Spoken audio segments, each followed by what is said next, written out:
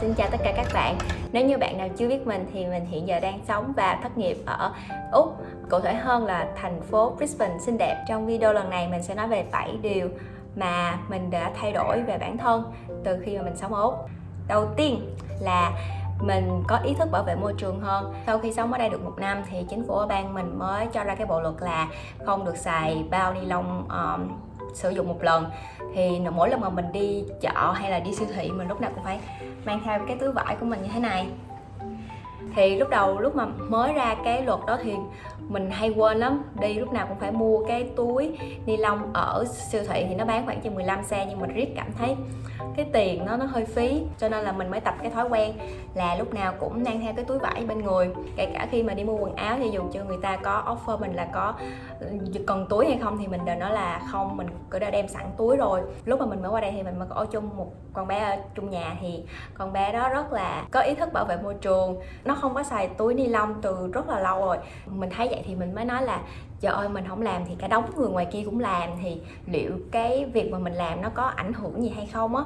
Thì con bé đó mới nói là trời ơi chị, sao chị nghĩ như vậy, ai mà cũng nghĩ như vậy thì sẽ không có được đi tới đâu hết. Mình mới cảm thấy là nó nói quá là đúng. Và bắt đầu từ những cái việc nho nhỏ như là đi siêu thị không dùng bao ni lông nữa mà chỉ dùng bao vải á, thì mình bắt đầu có ý thức hơn. Nhiều khi hồi xưa cái kiểu như là đi shopping rồi không suy nghĩ á, cho nên là mình cứ có một đống thứ không bao giờ đụng tới. Quần áo cũng vậy. Dạo gần đây là mình cố gắng hạn chế mua những cái vật dụng mà không cần thiết. Một điểm nữa là hồi xưa ở Việt Nam không có dụng phân loại rác, không biết bây giờ làm sao, nhưng mà ở Úc thì lúc nào mình cũng phải phân loại giữa đồ có thể tái chế và đồ không tái chế.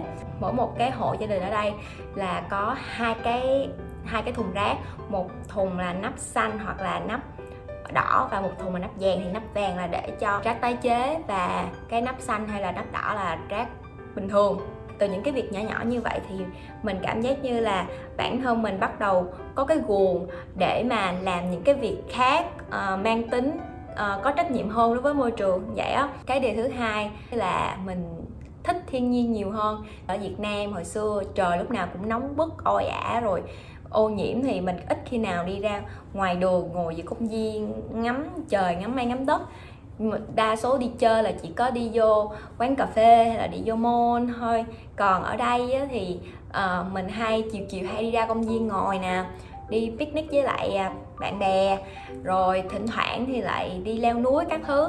Thì ở bên này nó có rất nhiều những cái vườn quốc gia mà có những cái đường mà để leo á, thì mình rất là thích cảm giác leo núi. Hồi xưa ở Việt Nam mà kêu mà leo núi thì mình ngại lắm, kiểu như sợ muỗi rồi sợ nóng sợ nắng các thứ. Nhưng mà ở đây thì mình thích làm những cái hoạt động đó. Với lại được một cái là thời tiết ở đây nó cũng mát mẻ và nó trong lành á, cho nên cái chuyện mà đi ra ngoài tắm nắng đối với mình bây giờ nó rất là bình thường. Cái điều thứ ba mà mình thay đổi về bản thân mình đó chính là mỗi lần đi ra đường ở bên này thì mình chỉ đem theo mỗi cái điện thoại và chìa khóa nhà thôi. Còn lâu lâu nếu mà biết là đi ra đường hơi lâu một tí á, thì mình sẽ đem theo một chai nước. Tại vì ở bên này mình trả tiền bằng điện thoại, thì mỗi lần trả thì chỉ cần tap cái điện thoại vô trên cái máy là xong. Mình ở Việt Nam thì lúc đó chưa có, hy vọng là sắp tới sẽ có sớm ở Việt Nam. Thì mỗi lần mà ở Việt Nam khi mà mình đi ra đường á thì lúc nào mình cũng phải đem theo một cái bóp to đùng như thế này nè. Thì trong này có tiền mặt các thứ, rồi thẻ, rồi giấy chứng minh nhân dân này nọ. Nhưng mà ở bên này thì mình không cần những cái thứ đó. Điểm thứ tư là ở bên này mình nấu ăn ở nhà nhiều hơn, tại vì đi ăn ngoài ở bên này mắc lắm. Ở Việt Nam lúc mà mình còn đi làm thì ngày nào cũng đi ăn ngoài, ăn từ buổi trưa cho đến buổi tối, tại vì nó khá là rẻ và nó khá là ngon. Với lại thực ra mình sống ở Việt Nam thì lúc đó mình sống cũng có một mình, cho nên ăn có 10 phút mà nấu rồi dọn cũng phải hơn cả tiếng thì cảm thấy nó hơi phiền, nên đa số là mình hay đi ăn ngoài thôi. Còn ở bên này nếu như mà ăn ngoài thì nó rất là đắt. Một điều nữa mà làm mình hay nấu ăn ở nhà hơn là cái chuyện đi siêu thị nó rất là dễ dàng và tiện lợi. Từ lúc mà mình mới chuyển qua cho tới giờ thì mình chuyển đi chuyển lại cũng phải 3 chỗ, thì chỗ nào cũng có một cái siêu thị rất là gần, đi bộ khoảng chừng 5-10 phút là tới á. Còn hồi ở Sài Gòn thì không biết nữa, nhưng mà có đúng một cái cô mắc ở ngay quận 3 thôi mà đồ ăn thì cũng không thấy nhiều á. cho nên là mình ngại cái chuyện đi chợ với đi siêu thị lắm. Còn ở đây thì trời ơi, đi vô siêu thị thì lúc nào cũng thấy đồ ăn bạt ngàn, đồ ăn rất là tươi ngon, cho nên lúc nào mình cũng cảm giác như là có hứng thú để mà làm những cái món ăn ngon vậy thôi.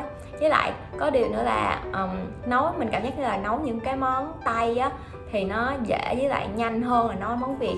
Nấu món Việt xưa giờ mình thử mình nấu 2-3 món gì lúc nào cũng thất bại một cách nặng nề. Mỗi lần mà mình bận hay cái gì đó thì mình toàn là nấu món Tây ăn cho nhanh. Điều thứ 5 là từ khi qua bên này thì mình cảm giác như là mình trở nên dễ gần và dễ bắt chuyện hơn. Ví dụ ở Việt Nam có đi ra cái hội nghị hay là đi đông cái chỗ đông người mà có nhiều người lạ thì bình thường mình chỉ hay là nói chuyện với những người mình quen biết rồi thôi, hay là nói chuyện với bạn mình thôi, chứ không có làm quen với những người mới. Ở đây mình tập được cái kỹ năng là bắt chuyện với người lạ, và mỗi lần mà mình bắt chuyện được với một người lạ thì mình cảm giác như là cái sự tự tin của mình lại tăng hơn một tí.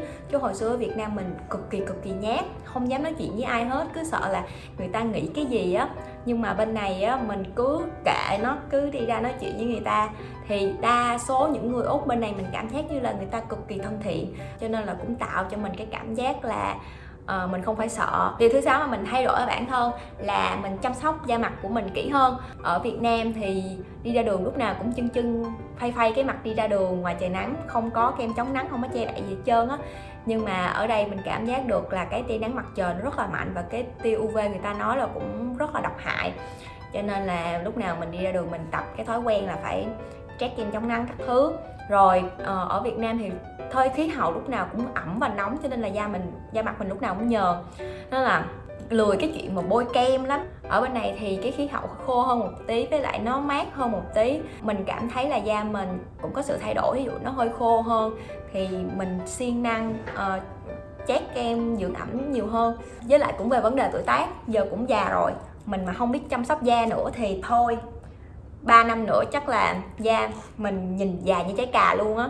Và điều thứ 7 mà mình thay đổi được ở bản thân của mình đó chính là tiếng Anh của mình cải thiện được một cách rõ rệt. Mặc dù hồi xưa mình học tiếng Anh nhưng mà nói không phải mắc cỡ, chứ học tiếng Anh ngu nhất lớp hồi xưa. Nếu mà có bị liệt học sinh giỏi thì chỉ có liệt môn tiếng Anh thôi, chứ không có bị liệt môn gì hết trơn á. Mà hồi xưa mình cảm giác như là mình học tiếng Anh hoài học không vô, văn phạm gì nó cứ tứ lung tung hết. Nhưng mà khi mà đi qua được Singapore thì mình rèn luyện thêm được cái khả năng viết với lại khả năng đọc với lại khả năng nghe. Còn nói thì do hồi xưa học bên Sing thì cũng có khá là nhiều bạn Việt Nam, cho nên cũng không có nói tiếng Anh nhiều á, cho nên tiếng Anh mình cũng toàn là đẹp thôi à.